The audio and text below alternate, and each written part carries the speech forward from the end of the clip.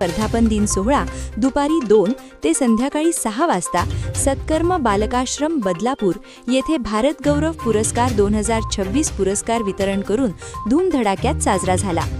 या पुरस्कार वितरण सोहळ्याचे आयोजन प्रेरणा फाउंडेशनच्या संस्थापिका अध्यक्षा सौ प्रेरणा वैभव कुलकर्णी यांनी केले।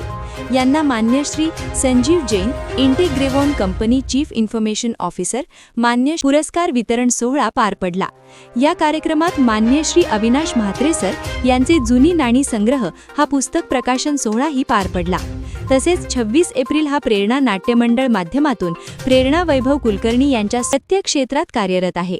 प्रेरणा फाउंडेशन गेले 6 वर्ष सतत गोरगरीब लोकांना, गोरस्त्यावरील भटकी लोकांना, अनाथांना आधार देण्याचे काम करते।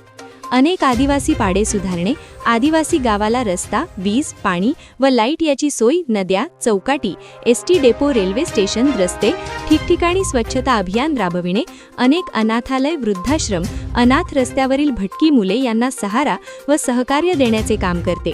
व तसेच प्रेरणा रंगमंच नाट्यमंडळ व प्रेरणा इन्स्टिट्यूट अंतर्गत येणारे उत्पन्न सौ प्रेरणा वैभव कुलकर्णी ह्या कॅन्सरग्रस्त, किडनीग्रस्त इत्यादी मतिमंद निराधार लोकांना आधार देण्यासाठी वापरतात।